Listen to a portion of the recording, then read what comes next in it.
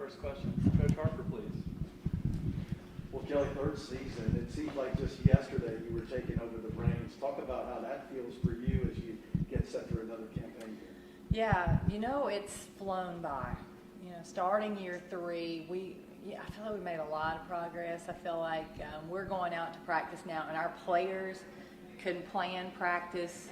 They can tell you what the drills are about. They understand who I am better. The familiarity is there, and we went through a lot this past year, as did everybody in every field for sure. But threw a kink into things, and I thought our players really handled things well. They were able to be flexible. But because of that year, it's made it feel the time has really been hard to adjust to, because now year 3, but one of those years was a COVID year, so it's been quite unusual. Yeah, I would imagine whether it's year 1, 2, or 3, the goals don't change, and that's to get this program to the top. Right? Absolutely. Especially when we're talking to our players and we're talking to recruits, we're always telling them, when you come here, you got to want to win a national championship. That's the goal. That's the tradition. That's the expectation. So, we have a lot of work to do, but I think, for us every day, how good can we be? How good can we be today? How good can we be tomorrow? And gets us closer to maxing out our potential and giving us a chance at the end of the season. Kelly, you lost a really productive player in Davis, but yet you said you have a lot of players still back. I mean, how much does that lessen the impact of losing somebody like her? Well, I think the first thing, we're not going to be able to replace Renia Davis with one person. That's just not going to happen. She brought a lot to our team. But we do have a lot of players that have experience, big game experience. They walk around with a little different confidence level now than they did a year ago. And I think that's good for our program. It's just maturity. Players have grown up. Players feel really good about what they can do, and we're excited about our returners and how they have progressed, and their attitudes and their work ethic and how they carry themselves. I think it's been really, really positive. I've loved to see that growth this summer and this fall. So it's more of a collective thing then, in terms of? I think when you have a player like Renia who can do so many things, sometimes it stalls out your other players because they're willing to give her the ball and maybe sit and watch. And now we don't have that luxury of letting Renia bail us out, so now it takes everybody. I think we're going to look different, and that's okay. Our team will look different in our approach and how we have to play. And I think we have to, we've got to move the ball better. We've got to be able to play inside a little bit more with our post players. We've got to get up more threes. We've got to knock some threes down. So I just think our philosophy hasn't changed, but how we're going to get there will change a little bit. And Coach, speaking of looking new, you had Alexis Davis this year, Sun Belt player you had last year. What kind of impact do you expect her to make this year? Well, Alexis has come in. She practices hard. She's an unbelievable athlete. Sprints the floor, great rebounder, knocks down jump shots. She's going to have a big impact on our team this year. That was apparent from the first day she stepped on this campus with our team, and she's fun to coach. We're continuing to work with her skill set, and even seeing her improve this year as well. Hey Coach, you guys lost Kayden Green last year to season-ending injury. How is she coming along now, and how big of an impact is it to get her back? So Kian has been in practice. We're still monitoring her reps a little bit, but she looks terrific. And I think in the last week and a half, she's really progressed a lot in terms of getting her explosiveness back. One of the best things that she did was rebound, and now we're starting to see that consistently in drills. And her confidence level, as the more she plays, her confidence level is just going higher and higher. She was a great voice for us last year, had great leadership qualities. It'll be nice to have her on the court. What do you get from the freshmen? Is it too early to set some expectations for them? Well, first off, our freshmen have come in and culturally made a big difference already with our team. They are really, really good people, high achieving in everything that they do.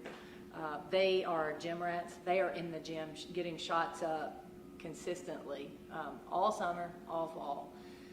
In terms of what they're going to help with the team outside of those intangibles they've already brought a lot there. I think Sarah Puckett and her versatility, her ability to shoot, her size, her strength, when you walk in and see her, she does not look like a freshman. Kaya Wynn is bringing a really aggressiveness defensively on the ball, rebounding. Her offensively, she has really taken this summer to work on her decision making, and I think she's doing a really nice job for us right now. And then Brooklyn Miles has been tough. She's small. Brooklyn is a small point guard, but as of late, she has shown some grit and some toughness that we need in that position. And then Caroline Strickland, that is one of the most determined young women I've ever coached. She's going to figure it out. She's going to give us something positive because she's going to will herself to do it. Will Puckett give you that three-point shooting that you were looking for? Yeah, Sarah Puckett can really shoot. She can really score. She has, if there is a possible skill set on the court, Sarah Puckett has it. She is unbelievably skilled.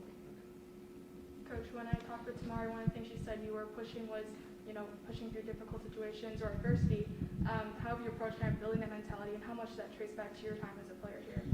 Right. So I think one of the biggest challenges that this group is going to have is being able to play through adversity. When things are going well, we're going to be really good. But the great teams figure out a way to be really good when things aren't going well. And I think that's been our message. It's been pretty consistent.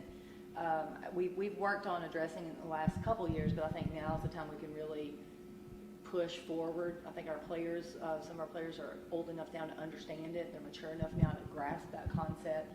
So we've talked about trying to get under their skin a little bit more in practices, trying to find ways to challenge them through adversity, and then also just having them recognize, oh yes, this is what we've been talking about. This is when we have to be great. And then recently the NCAA announced they're using March Madness for the women's tournament now, even though they didn't really specify how they're doing that. I was wondering what your thoughts were on that, and maybe how the women's and men's tournaments have been treated in the past.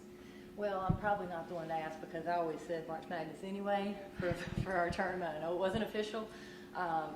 It makes sense because, in that regard, you're talking about basketball, you've got the same calendar, it makes sense.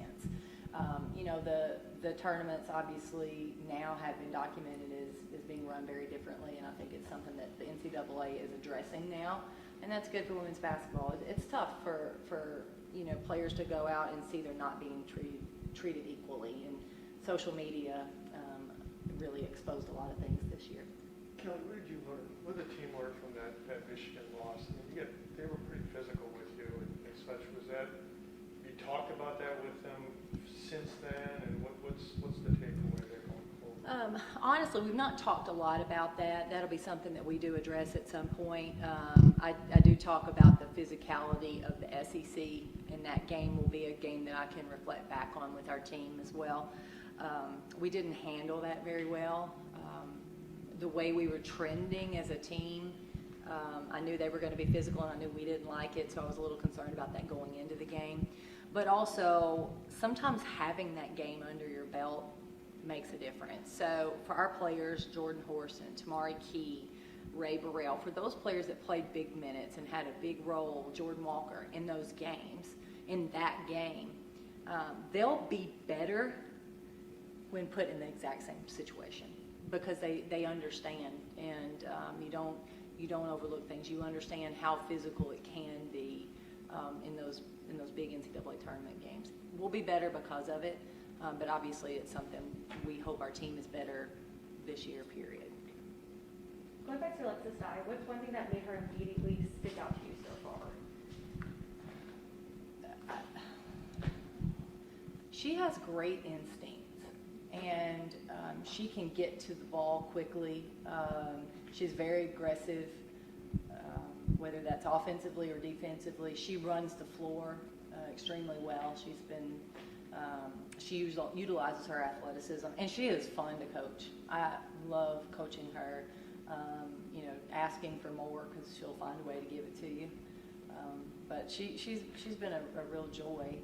I think one of the biggest things we're working with her now is developing her guard skills at a little bit higher level because she's basically played a small forward majority of her career. We want to give her a little bit more versatility.